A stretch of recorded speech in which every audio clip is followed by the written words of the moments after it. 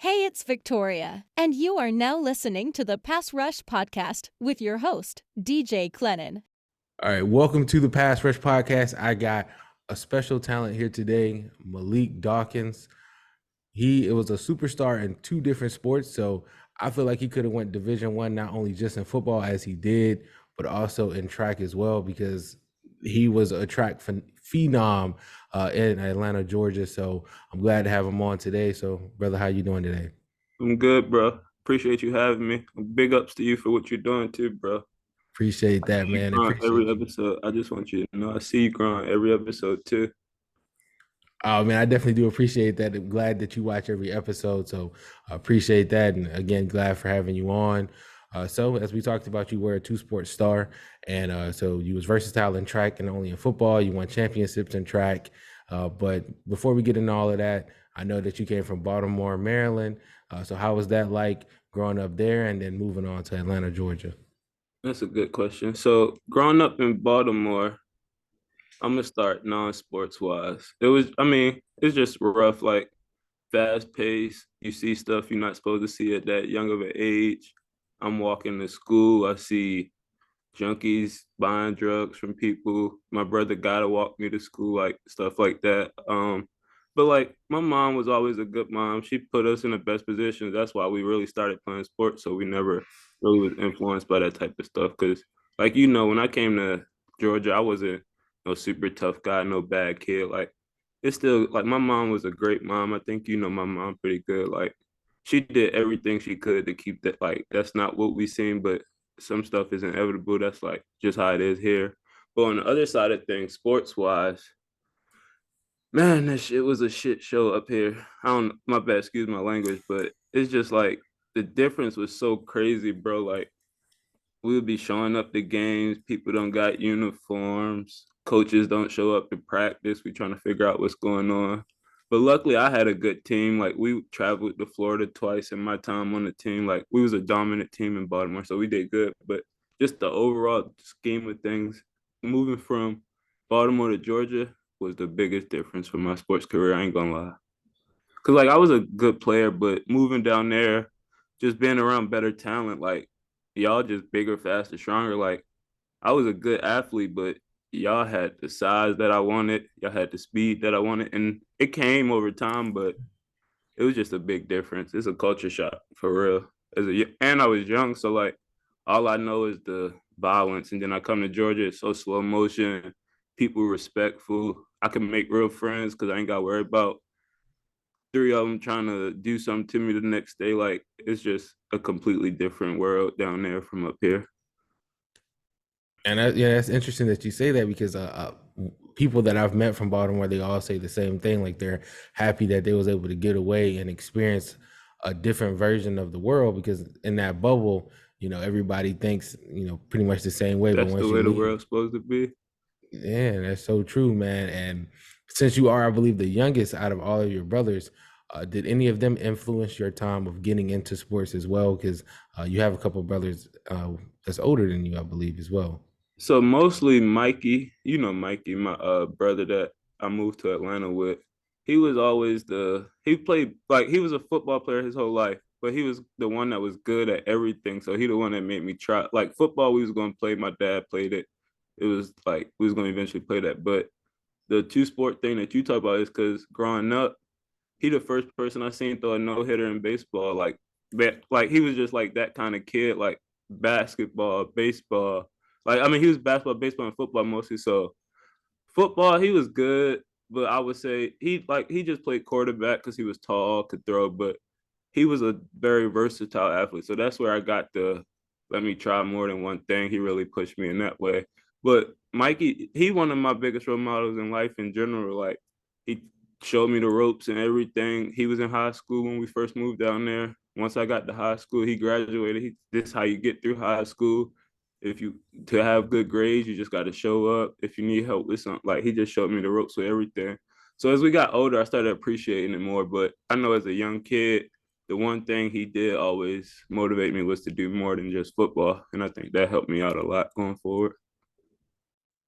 And I'll agree saying that that helps you out a lot because as you started running track, we seen a lot of development from you as far as sports. Like you just Right. the Yeah. confidence and everything came around because you was like, okay, I'm good at this.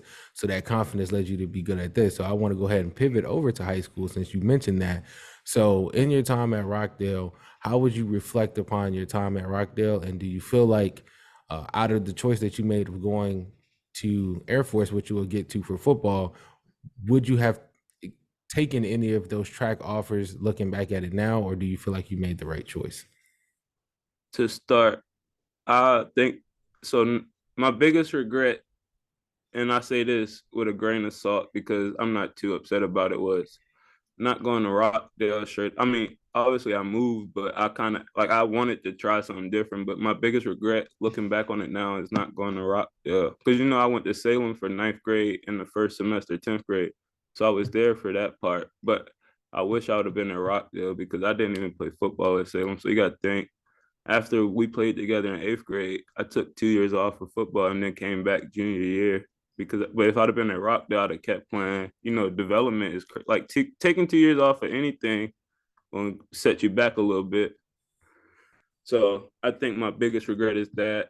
But moving forward, my time at Rockdale, bro, that was amazing.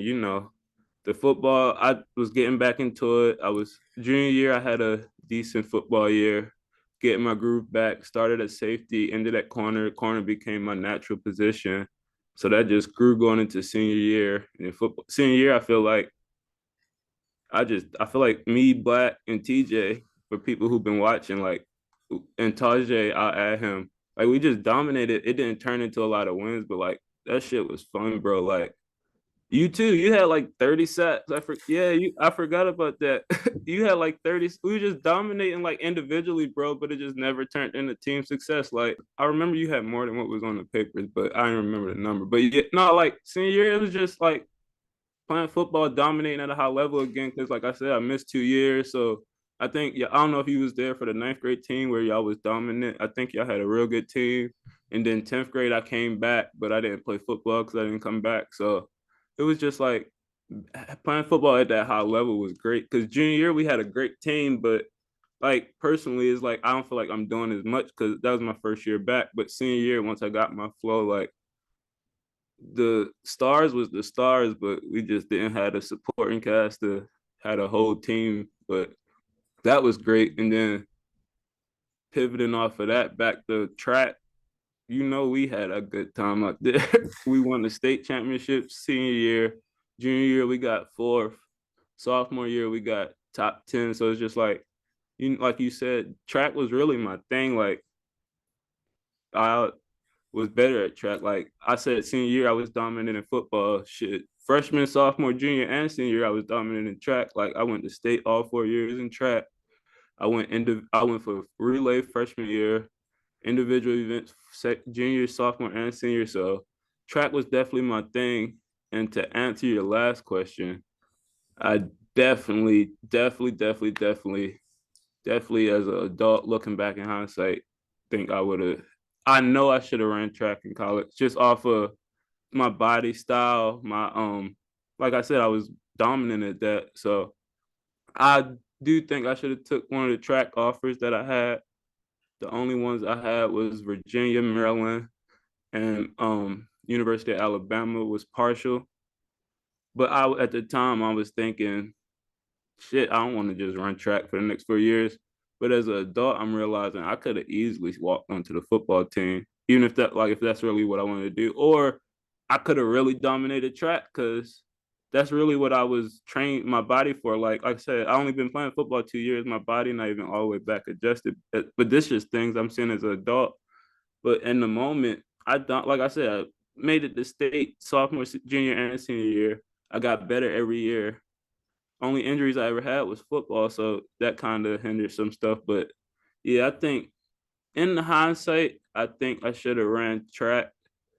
But we're gonna talk about it later. Air Force, playing a sport at Air Force is a whole different dynamic. So maybe football somewhere else would have been different for me.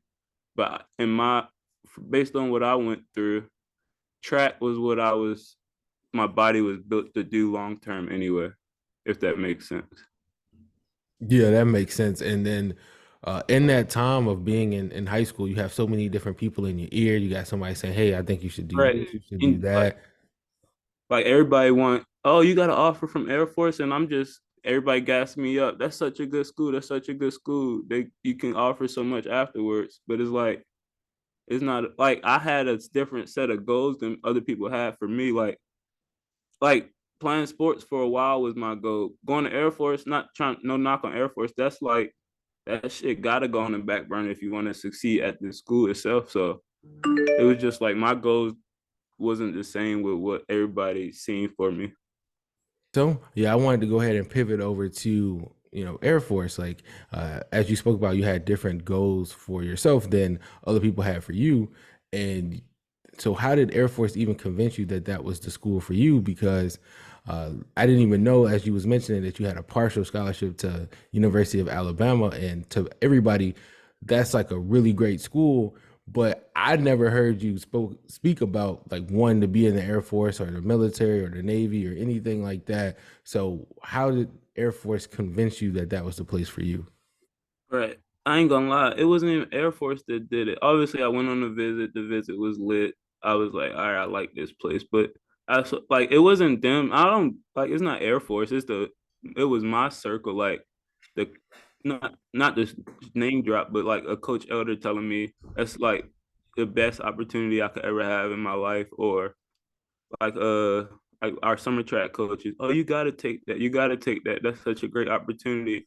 Or just people who never been in it but wanted to be in it, or like they seen that for themselves, like, oh my god, I heard you got offered from Air Force, you definitely got to do that. So now everything in my mind, all I hear is good, good, good, good, good. It's like, why won't I try this? And then I don't know, like I'm not the kind of guy, once I start something I'm gonna see it through. So like while I was there, I was kind of struggling.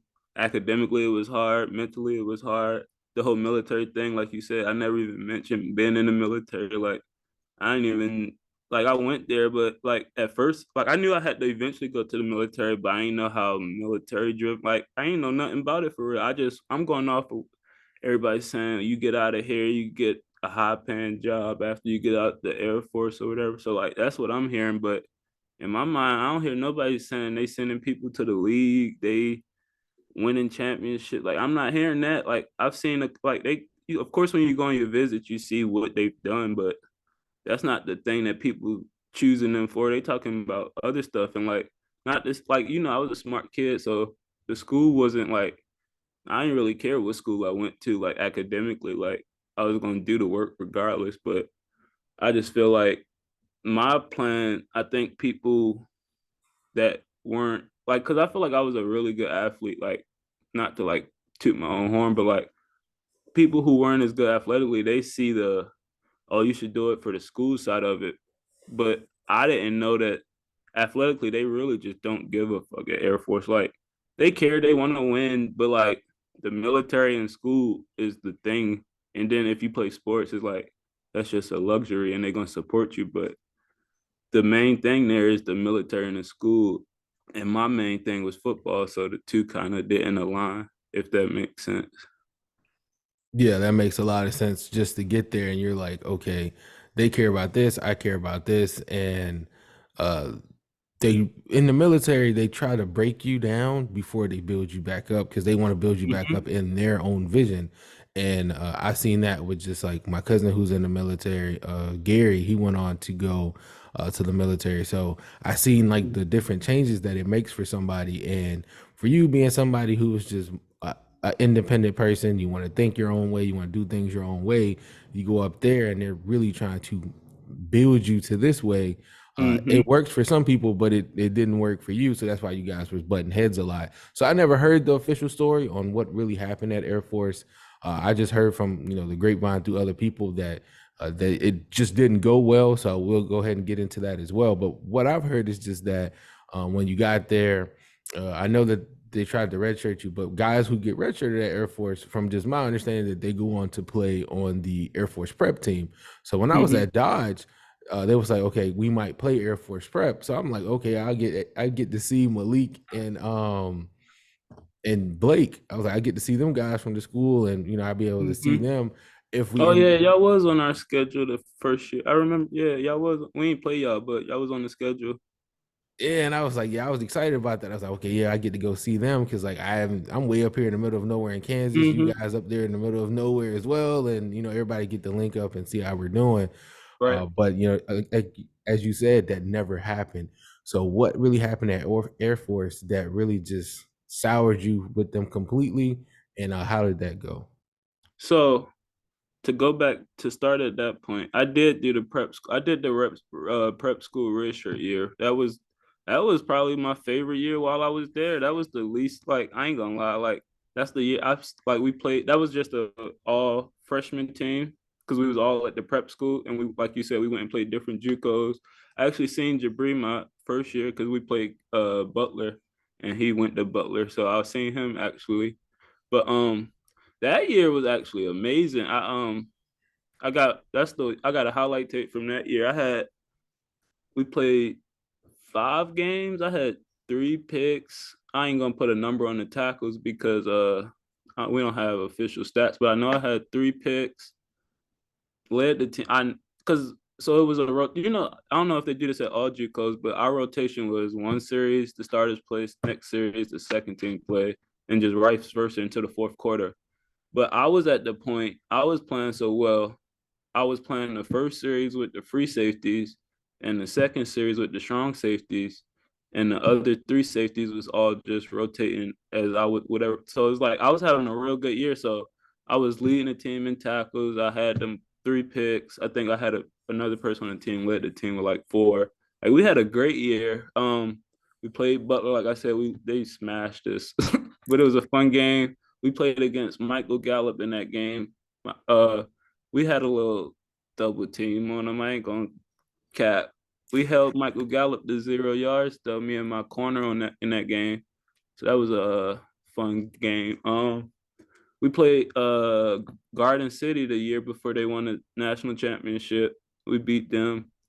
That year was great, but transitioning to the academy, like on the field, I'm not gonna lie, like the biggest thing for me was I was injured every year, bro. Like I came into the academy.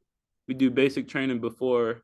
I partially tore my MCL during basic training. So fall camp, I was out for all of fall camp. I missed the first 3 weeks of freshman year. So as a freshman, you're really behind the 8 ball. So all the freshmen playing scout team, but I was sitting in the meetings with the upper guys when I was hurt because they wanted me to learn that stuff because the scout team stuff is just other team stuff. So I'm sitting in the meetings, I'm getting to know the guys.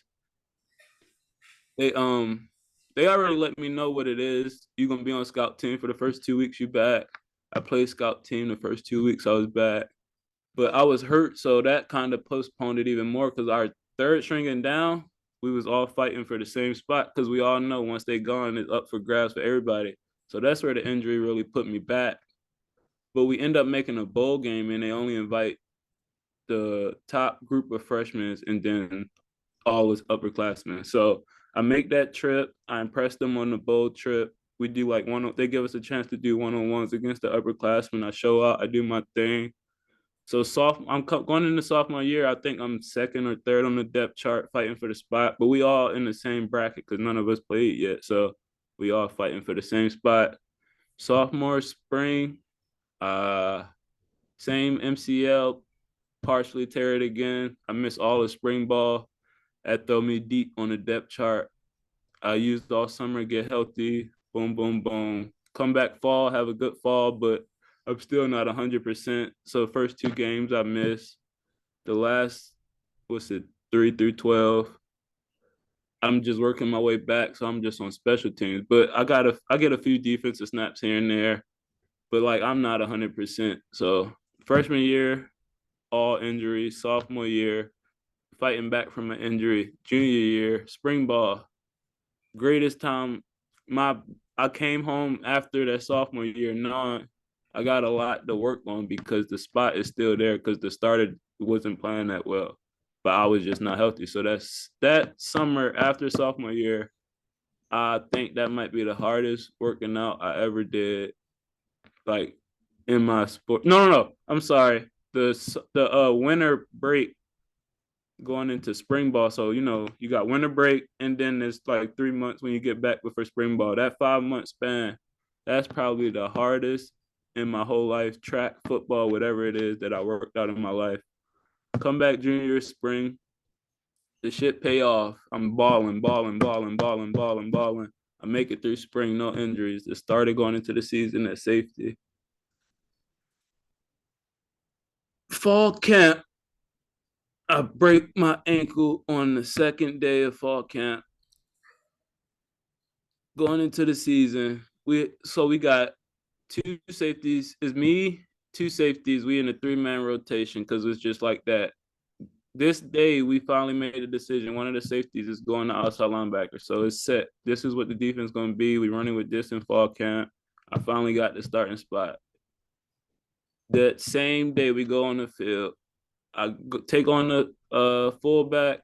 We're not even going hard. We just ones on Shells, ones. Yeah, we ones on ones. We just trying to get a good look. We meet in the backfield. My foot get caught under me in the turf, and my whole body go over my ankle, and my shit just snapped. And I don't watch it no more, but I still got the video to this day on my phone of the play. Like that was, and because that was the last snap I played, because I try to fight my way back, all of that. It don't work out.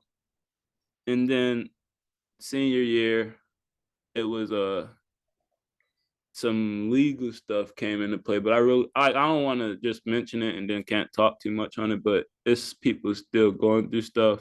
But that's how I ended up leaving from Air Force. It's drug related, but I'm going to say this on your podcast just in case anybody ever see it. I'm still innocent to this day, but I just was caught up with a bunch of the wrong people, basically, wrong time. But I didn't do nothing wrong. It was just a bunch of BS going on, but it's really people still going through stuff. So I don't want to talk too much about it. But eventually, my senior year, I get that incident happens. I'm dealing with that all senior year. I eventually get kicked out with another like 6 or 7 kids, and then come home, and that was the Air Force life. That's how Air Force went. man, We can that's dig deeper into any specific spot you want to talk about, but that's just the timeline real quick. Oh yeah, you hit everything that I wanted to touch on in your time there, and man, that's just from what I'm hearing, it's like a battle of okay, you're beating the mental part of the academy. So like, no matter what they doing to you outside of football, I'm beating that. School wise, like you said, you were gifted. You was in magnet school throughout your time at Rockdale, and you did something that you and Blake did something that a lot of people wouldn't do because a lot of us got offered that chance coming into high school, and a lot of people was like, "Nah, I ain't gonna touch it." But you and Blake was up for the challenge and said, "You know what? Athletes usually don't do the magnet school thing. I'm gonna do that, and I'm gonna do sports, and I'm gonna be good at everything that I do." And so when you got to Air Force, that part you was already used to. Like, okay, I was doing that in high school, having to balance, schoolwork and football. I can do that.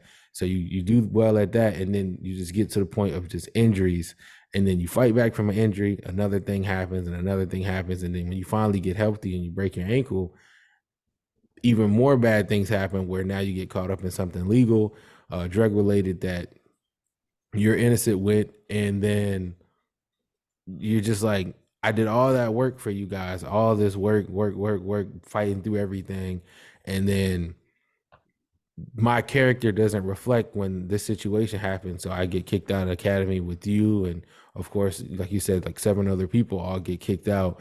It's just such a hard road to go through that mentally messes with you, because you just said like, I don't watch the play anymore, but all of those things definitely had an impact on just how you seen Air Force, and then how you just seen your time, because everything just went so sour after you feeling like you gave everything to them that you possibly could.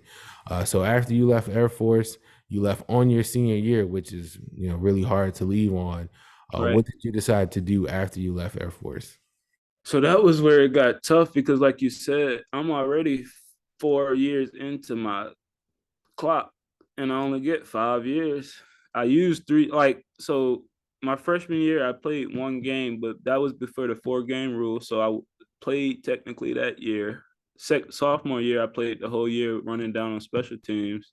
Junior year, I didn't make it. So I used 2 of my years, but I'm on year 4 of my 5-year clock, and I don't have any waivers or anything. So my thing was I was considering coming home, training for a year, and then finding a D1 AA or D2 to go to and play more ball. But I was in my mind, I'm coming off the injury. Then I took a year off. Then I took another year off. By the time it got to that point, I just was at the point where I was ready to give it back. So I started coaching Little League and went going back to school. So now I'm about to finish my degree because a lot of shit didn't transfer from Air Force. So even though I was in my senior year, I had more than just my senior year to finish up. So I'm actually finishing that now, coaching Little League. But the future is bright with the coaching. I'm already seeing how it's going.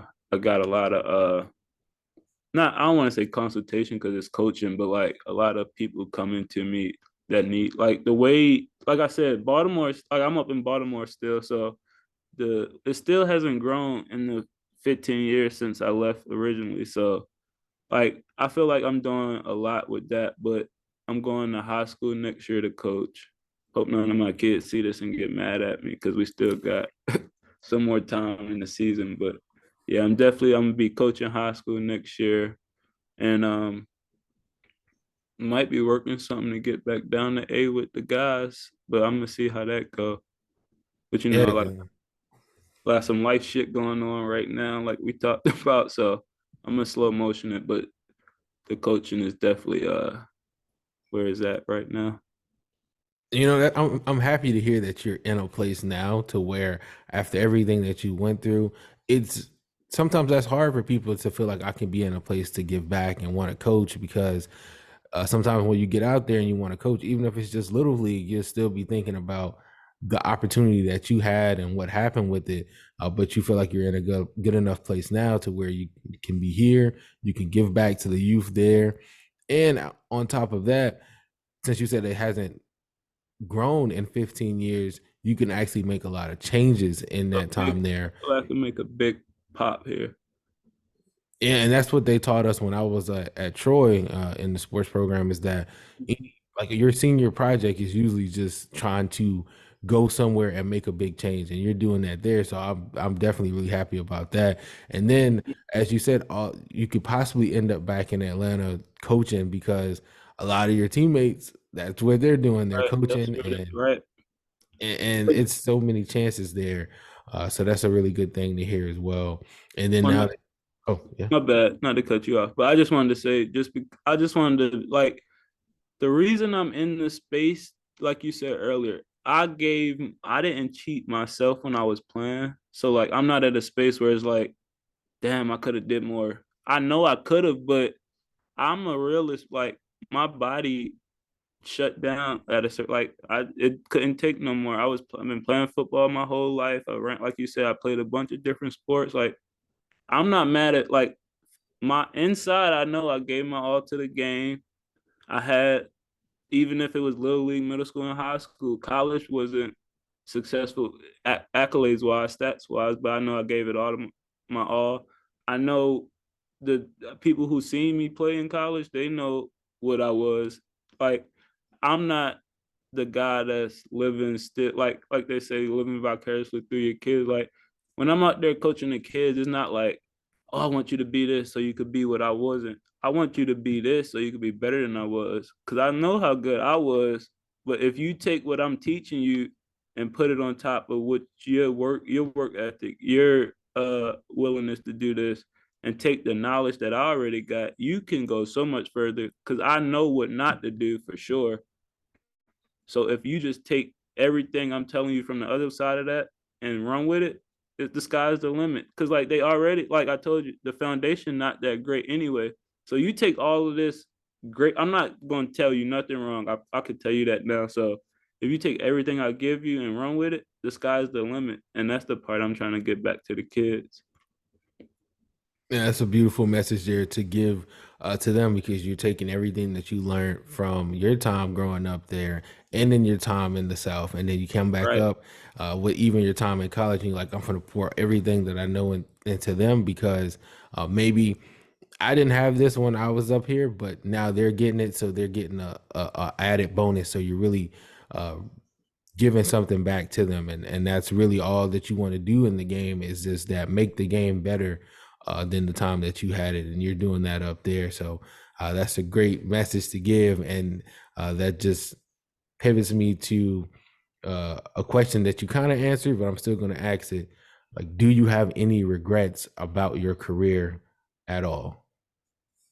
Um, I try to live with no regrets. But like I mean, the Salem thing, that's more of a, that was inevitable because we moved where my mom told us we would move.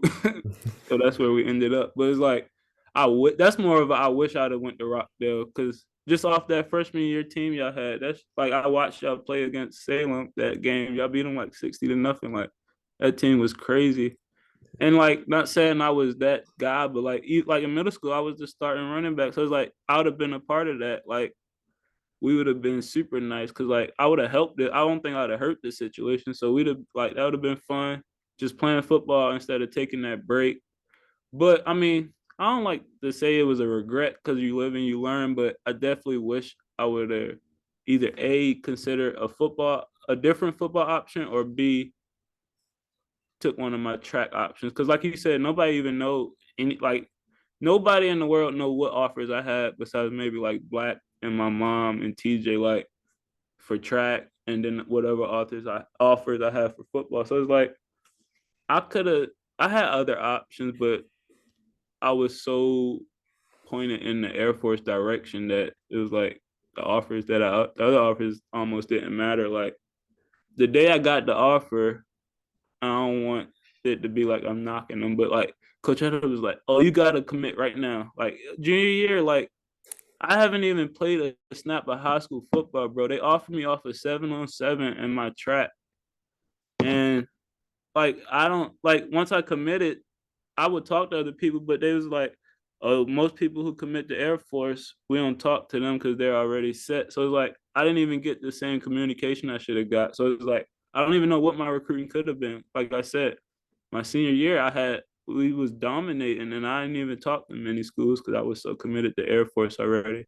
Which I think that's one of my biggest regrets. If not, I wouldn't say gone, but closing that door to even seeing what other options was out there. Because from basically junior year on, I knew what school I was going to. It was unless I got like a LSU or Texas or something like that, I probably wasn't going to switch my offer for real. So I would say how I handled my recruiting. I don't like to say Air Force was a great, because despite everything, the amount of knowledge I know about football, I could never get. I mean, I could have got other places, but my coaches at Air Force was great. Like, sometimes when you see eye to eye, but they was very knowledgeable. The strength coach I had, he was a dog. My the training staff, they were like all good people, and even people I met at Air Force, like, I got best friends to this day. I got people that might be in my weddings. You know how it go in college, like.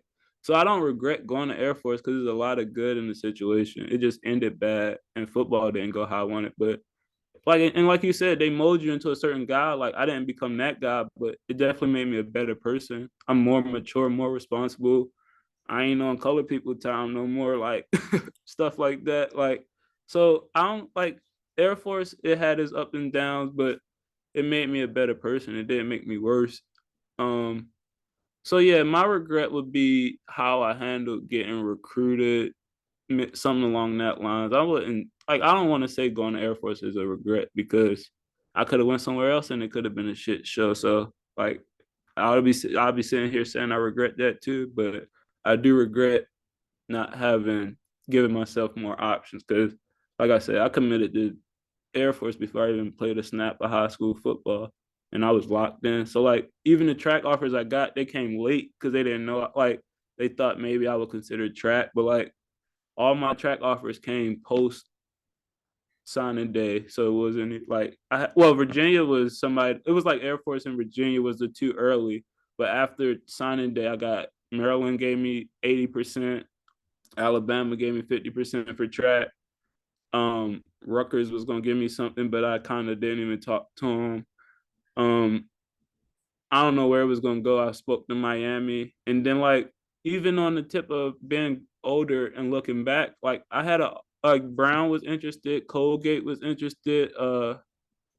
It was like one more Ivy, I can't remember, but like I could have even been more serious and went that route. Like if I went Air Force, I could have went Brown. Like what's the difference? Like I'd rather go Ivy over military anyway. Looking back on it now, I could have. I think I needed like 200 more points on my SAT or something, but I just didn't want to do it because I'm going to Air Force, so it don't matter anyway. But as an adult, I'm think I could have an Ivy League degree right now. Like that sounds way better than Air Force to me as an adult. Yeah, because like all that time that you spent in the magnet program, and that's where most of them go. They go to those Right. Ivy League schools, and Mhm. yeah, just to have that chance of like Colgate, Brown, um, And then they might Columbia. take Yeah. like the school can be hard, but like they might take football more serious than Air Force did because it ain't no military. So you just never know for real. Yeah. And did Air Force ever give you the opportunity of potentially running track for them, or do they not have a track team? Well, you like the injuries started piling up so much, so my off seasons was spent dealing with that anyway. So they told me I would have the like coming in. That was one of their recruiting pitches that they would give me that opportunity, but I never even had the chance. And when I went to Air Force, I gained like 35 pounds my first year anyway. So Because I was yeah, only 147 when I went into college. I went into college at 147. At the end of my prep school year, I was 192 already. So I think track was out the window for me anyway at that point. yeah, because I mean, usually when you go to college, you gain weight anyway, and Yeah. then that they beefed you up because the Air Force, just college in general beefs you up, but then it's the Air Force. They like, nah, 140 something. We finna beef him all the way Right. up. But you gotta think about it. So I'm coming I'm coming off a track season and then we do basic training. So I'm gonna be my lightest I ever been going into football. Cause every year, so junior year football season, I gained a certain amount of weight, and then track season, I lose it, and then I spend the summer gain. Well, no, I try to gain it back during the season for real, and then you come back around this track season again, you gotta lose weight because I was a 400, 800 guy, so I had to be a little light. So I never gained the weight back for this upcoming season because I had to go from track season to basic training for the Air Force Academy. So I never gained it back. So I was in season gaining weight, but that really never bothered me. Like the weight gain kind of hit me after the season because during the season I really only got up to like 170, maybe 165. So I was still small, moving around. But after the season, I started gaining a lot, and that's when I had to start focusing more running, like focusing back on my running and all that stuff because I was getting a little too heavy. And then naturally, I got up to like 210 at the heaviest, but that was like natural growth over 4 years once I got to the real school. And a lot of people don't know this part because we didn't even mention it that like you were used to like cutting weight and gaining weight because of your Yeah. time being in wrestling, like back Oh in middle yeah. school with Back in wrestling. middle school, yeah. And I was the one person that could never make their weight. I would be at the wrestling match with my hoodie on, running around in circles at the scale, trying to lose half a pound. So yeah. And then like we'll get to the point where you weighing and Coach Paulette will be like, "Come on, Malik, don't eat tonight. Like when we Right. sleep, like don't eat, take a hot shower." I'm in eighth grade. How you gonna tell me not to eat the night before a wrestling match? But no, I used to actually listen. He told me not. I ain't never missed. Like it was never a point where I couldn't wrestle. Like he told me not to eat. I try not. All right, eat a salad or something. I don't know. Yeah, man, crazy time how like everything just went full circle for you. But just want to get to this pivot now. With we spoke briefly before we decided to do the interview that you have a baby girl now, and do you feel like because a lot of people say you don't become a man until you have a girl, or like having a baby really changes you and really helps you, or you know, in something in between. So, how would you feel like your baby girl has changed your life, and how do you feel about now being a dad? I just feel like there's no more stagnant movement I can make in my life, if that makes sense. Like I can't any move I make going forward has to be going towards the bigger goal. I can't sacrifice for other people no more because everything I'm doing is for her now. So I can't take the low ball offer from like I can take the low ball offer, but it got to be pushing me in the right direction. Like my next coaching job, all right, I might be a JV head coach, but after that, now I got to be a defensive back coach on varsity. Then the next after that, I got to be a defensive coordinator, and I got to be shooting towards something at this point. Like it's no more lateral movement for me. Like everything. I can't say but like everything is for her. So the sky's the limit on what you're willing to do to make sure she good, make sure that smile stay on her face. It's definitely, yeah. Like for right now, because she's so young, it's just a great feeling. Like I'm coming home from work. I know as soon as I get in the house, she's gonna be right there, and I could just pick her up, and look in her eyes, like just shit like that. Like that's all it's about right now for me. Making sure she never want for nothing.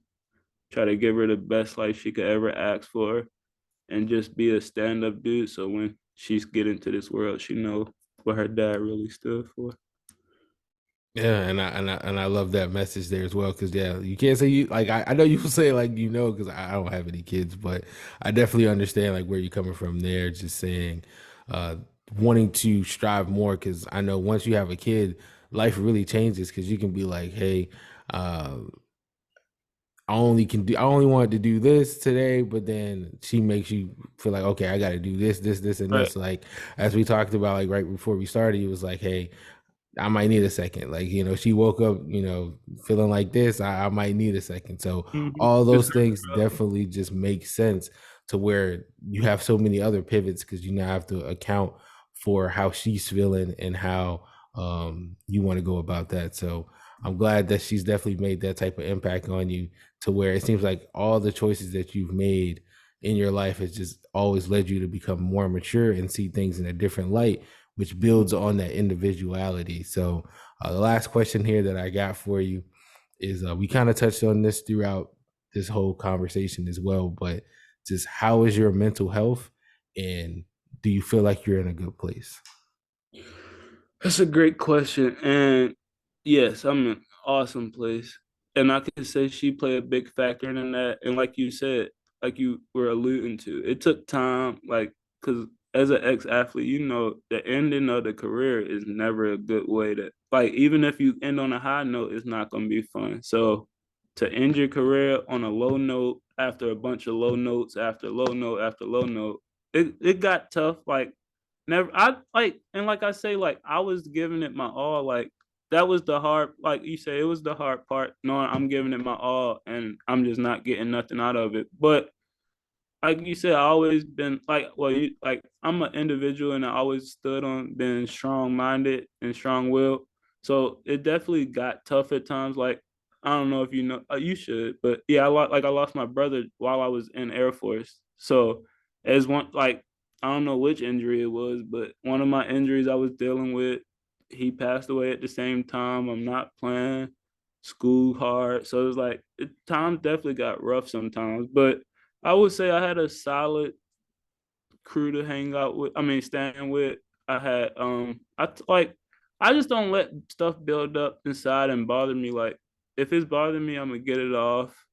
I'm gonna try not like you'll never get over the loss of a brother, but you find ways to deal with it. You go harder on the field.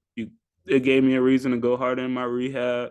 Like I said, I came back the best I ever been. I just happened to have an unfortunate injury again, but it made me into a great. I'm telling you, I would if I'd have got on the field my junior year, it would have been something crazy. But like it wasn't meant to be. But he gave me the opportunity. Him passing away gave me the opportunity to see my best self as a football player. Even if the whole world didn't, I got to see the best version of myself as a football player, and I'm content with that because I like I know deep down inside what it is. So it's like I could say like I try to find a good in every situation. He passed away. I went into a dark place, but that dark place led me to never stop working, put your head down, grind. You just gotta go get it. And that situation led me to that. Getting kicked out led me. I never thought I was gonna be coaching. You could ask Black, TJ, they always wanted to. I always said it's not my thing. Like, but losing football playing, I still had so much left to give. So I gotta get rid of it. I got to get this out of my system. I can't just hold this in my system for the rest of my life because that's what's gonna make me upset, not being around the game. So that's just like Air Force didn't work out, football didn't work out, but it led to coaching. Now I got a lifelong career I could see myself in. So I just try to see the good in everything and use the good that come out of situations to keep going forward. So mentally, I'm in a great space. Plus the baby here, I can't be sitting around moping, being all depressed with that pretty smile. But nah, I'm good, bro. Definitely, I'm real good. Man, that's good to hear because I know, like on your Instagram, you honor not only your brother but a friend that was close to you guys as well, with Money White, Yeah, who passed, and just being able to deal with all the lows that you had and then losing them as well, just throughout your time, is just it all really adds up. And now being in a place to where you're just like, well, I'm just gonna use all of that dark energy. I was feeling it, and I'm just gonna take it in and give it out as a positive energy, and good things will happen to you because you're doing good for people, and good things will happen for your mental space because you'll go on to recover and feel like and see it as in, okay, this is what they would want me to do, and this is what they would be mad if I was doing, because all of those moments that you guys had, you're giving it out in a positive way. So it's really good to know that you're in a great space, and I appreciate you coming on. It's been a long time since I've talked with you, but I always appreciate you. As I said in the beginning, you're the longest person. I've known you for a very long time, way right. before I met anybody else. So it's great to know that you're in a good space, man. I appreciate you having me, bro. We up and I shake the room.